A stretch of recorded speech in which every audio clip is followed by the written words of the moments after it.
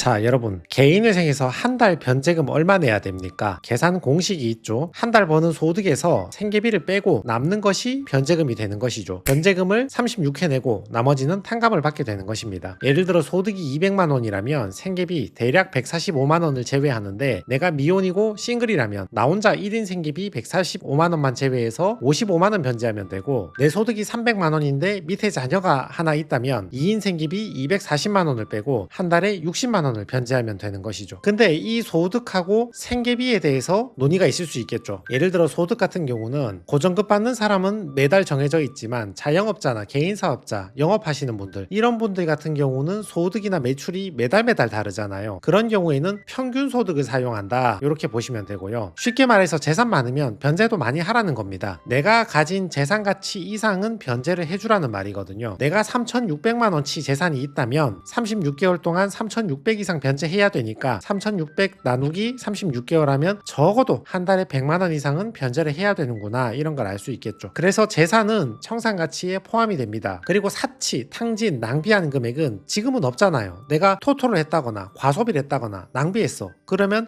지금 내 주머니에 없는 돈이지만 이런 것들은 남아있는 돈이다 간주를 해버리고 청산가치에 집어넣는 거죠. 내 주머니에서 나간 돈이지만 주머니에 남아있다고 간주를 하고 관념상 생각으로 청산가치에 집어넣는다는 말은 변제금을 그만큼 더 많이 변제하라, 그 말이죠. 함부로 엄한 데 쓰고 채무 탕감해달라고 하면 그만큼 변제를 더 시키겠다, 그런 말입니다. 그리고 자주 문제가 되는 게 친인척한테 증여하거나 편파 변제한 것들. 특히 개인회생 신청을 앞두고 배우자나 부모님, 형제한테만 돈 3천만 원 갚아주고 은행 채무 1억은 하나도 변제하지 않고 개인회생을 신청하는 경우가 많기 때문에, 이렇게 증여나 편파 변제한 것도 청산가치에 반영해서 변제금을 높이게 됩니다. 그러면 이 내용들을 다 합치면 어떤 사람이 개인회생 재판이 짧게 끝날지 대략 예상이 가능하겠죠. 첫 번째는 고정급 받는 사람. 보셨듯이 소득 빼기 생계비는 변제금이잖아요. 근데 소득이 회사 다니면서 고정급 받는 사람들, 매달 변동이 없으니까 내 소득이 얼만지 입씨름할 필요가 없는 거야. 그렇지만 반대로 자영업을 한다거나 영업하는 사람들은 매달 소득이 변동되니까 법원이 생각하는 평균 소득하고 내가 생각하는 평균 소득이 다르면 왜 다른지 소명을 해야 되죠. 매달 변동이 되니까. 그래서 고정급 받는 사람들이 상대적으로 재판이 빨리 끝날 가능성이 있죠. 두 번째는 미혼인 사람들. 여기 보시다시피 생계비 부양가족은 부양가족이 많을수록 공제되는 금액이 커지고 있잖아요. 근데 내 밑에 자녀가 있다고 무조건 부양가족이 되는 게 아니고, 아까도 말씀드렸듯이 배우자의 소득 재산을 봐서 고려하니까 채무자 입장에서는 2명 3명 있는 부양가족을 최대한 내가 다 부양해야 된다, 내 부모님도 내가 부양해야 된다는 주장을 하고 싶은 거고, 법원 입장에서는 부모님은 형제가 부양하면 되고 자녀는 배우자가 부양하면 되는데 왜 자꾸 집어넣으려고 하냐, 이렇게 입씨름을 하게 되겠죠. 그러니까 재판이 길어지는 거고, 반면에 20대나 30대 초반에 미혼이다, 자녀가 없으니까 그런 논의를 할 필요가 없으니까 1인 생계비만 반영을 하게 될 것이니까 재판이 상대적으로 빨리 끝나게 되겠죠. 그 다음 세 번째가 재산이 없는 사람들, 심지어 처분한 과거 이력도 없는 사람들. 재산이 있으면 청산가치에 반영이 되잖아요. 그 재산이 예를 들어서 보험 예상 환급금이라든지 예금이라든지 이런 건 금액이 명백하잖아요. 그런 것들은 논의의 여지가 없는데, 아파트인데 최근에 가격이 많이 떨어졌다, 나는 금액을 작게 보는데 법원은 가치를 크게 본다, 그러면 감정평가를 받아야 되는 경우도 있을 수가 있고, 지방 토지인데 나는 내놔도 팔리지도 않는데 법원은 가치를 높게 본다, 그러면 감정가로 하느냐 공시가의 130% 하느냐, 여기에 대해서도 입씨름을 할 수도 있는 것이고, 그리고 자동차나 빌라나 아파트가 있었는데 작년 재작년에 처분한 사람들 있잖아요. 법원은 또 물어봐야 되잖아요. 그거 아파트 3억에 팔고 담보대출 2억 변제하고 1억은 남았잖아, 그 1억은 어디에 갔냐, 또 물어봐야 되잖아요. 그러니까 그런 것들을 설명해야 되니까 1억을 받았는데 뭐 누가 아파서 병원비 썼고 생활비 썼고 기존 채무 변제했고 남은 게 없다, 이걸 설명을 해야 되니까 재산이 있는 사람이나 또는 과거에 있었는데 처분하고 현재 없는 사람들은 재판이 조금 더 길어질 수 있는 거죠. 네 번째는 사치 탕진이 없는 사람. 보셨듯이 법원 입장에서는 애매한 돈, 현금으로 출금한 거 또는 친인척한테 편파 변제한 거, 이런 것들을 계속 청산가치에 반영하려고 하니까 이걸 청산가치에 반영하는 것이 마땅한가? 아니다, 사치 탕진이 아니고 꼭 필요한 필수 비용을 쓴 것이다, 입씨름을 해야 되니까 이런 것들이 있는 사람들은 재판 기간이 좀 더 길어질 것이고, 없는 사람들은 논의할 여지가 없으니까 재판이 상대적으로 짧게 끝나겠죠. 자, 이거는 뭐냐면 변제 기간이 3년이 아니고 더 짧게 2년으로 끝날 수 있는 사람들이 있거든요. 방금 전에는 재판 자체가 긴가 짧은가의 문제고, 요거는 재판 통과했는데 변제 기간이 3년인가 아니면 더 짧게 2년에 끝날 수 있는가, 그 얘기거든요. 원래는 변제 기간이 3년인데 법원에서는 다음 각호 어느 하나에 해당하는 경우에는 3년보다 짧은 기간으로 정해줄 수 있다, 할 수 있다, 해준다는 건 아니고 법원 재량으로 어느 정도 해줄 가능성이 높다, 그런 얘기죠. 6가지 경우가 있는데 첫 번째는 65세 이상의 노인, 안정적인 근로 능력이 보장되기 힘들고 또 언제 일을 그만둘지 모르기 때문에 이런 분들은 재판을 좀 빨리 끝내줄 수 있고, 그 다음에 장애의 정도가 심한 장애인, 세 번째는 30세 미만의 청년, 채무가 있다 하더라도 빨리 탕감하고 사회에 복귀시켜야 하는 사람들이죠. 네 번째는 2명 이상의 미성년자를 양육하는 사람, 애 키우기도 힘드니까 변제 기간을 짧게 해줄 수 있다. 원래 3명인데 얼마 전에 서울회생법원 실무준칙 기준은 2명으로 바뀌었습니다. 다섯 번째는 한부모 가족지원법에 따라서 한부모 가정으로 인정받은 그 집안의 부모, 여섯 번째는 전세사기 피해자로 인정받은 사람. 이 6가지 경우에는 3년이 아니라 2년으로 줄여줄 수 있다. 오늘 채무자 같은 경우는 부모님께서 이혼을 하게 되면서 방탕한 생활을 하면서 월급 받고는 있었지만 생활비 부족하여 못 모르고 대출을 받아가지고 쓰다 보니까 돌려막다 보니까 카드 대금도 너무 많이 나오고 대출이 늘어났다, 그런 말입니다. 사유를 읽어봐도 2030의 젊은 여성분이구나 라는 걸 약간 느낄 수가 있죠. 보통 여성분들인데 20대의 젊은 분이라 하면 사치, 과소비 이런 것 때문에 오시는 경우가 많고, 40대에 밑에 자녀가 있는데 이렇게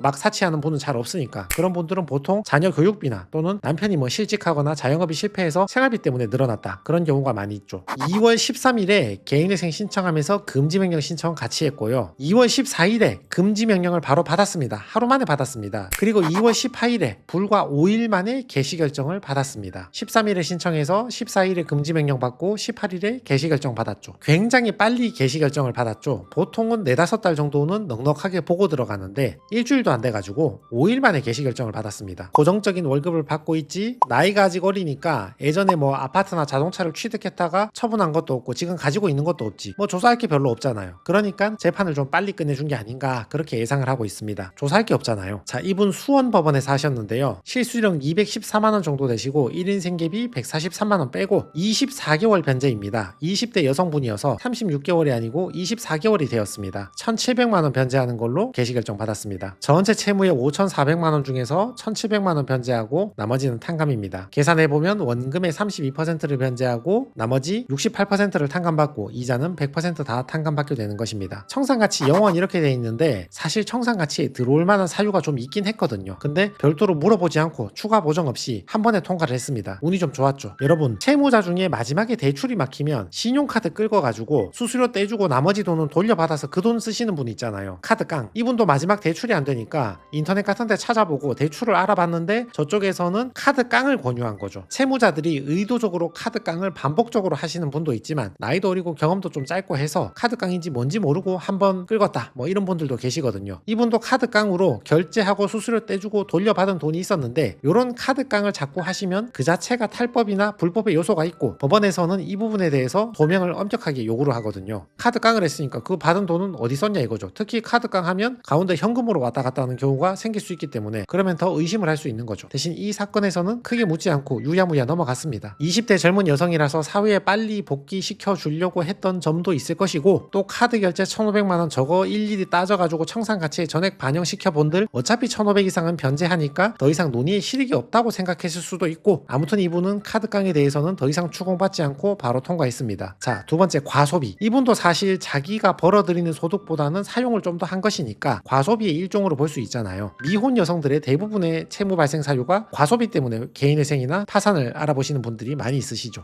이것도 사용처를 몇 번 물어보고 어디 있었는지 물어보고 청산가치에 일부 반영될 만도 했는데 더 이상 묻지 않고 한 번에 종결이 되었습니다. 자, 정리해봅시다. 재판이 빨리 끝나는 사람은 자영업이나 영업하는 게 아니고 회사에서 고정급 받는 사람, 그리고 부양가족 없이 미혼이고 싱글인 사람, 아파트나 자동차를 소유하고 있거나 처분한 전력이 없고 나이가 젊어서 한 번도 취득한 적도 없다, 이런 분들. 하나 더 추가하자면 재판부에 사건이 크게 안 밀려있고 또는 밀려있다 하더라도 회생위원이 이번 한두 달 동안 밀려있는 사건 전부 다 밀어내야겠다, 개시결정 빨리빨리 내줘야겠다, 이런 운까지 작용한다면 사건이 굉장히 빨리 끝날 수 있습니다. 재판이 짧은 거랑 변제기간이 짧은 건 구분을 해야겠죠. 원칙은 3년 변제인데 2년으로 짧게 변제하고 끝나는 사람이 있거든요. 65세 이상 또는 중증 장애, 30세 미만, 2명 이상 양육하는 사람, 한부모 가정의 부모, 전세사기 피해자, 이 6가지 경우에는 변제기간이 짧은 혜택을 볼 수 있다. 그렇지만 법원의 재량권이 상당하기 때문에 탕진 내역이 적어야 되고 일정 변제율 이상을 맞춰야 되고 이런 것들까지 전부 다 종합적으로 고려해서 해줄 수 있다, 이 정도로 이해해 주시면 좋을 것 같습니다.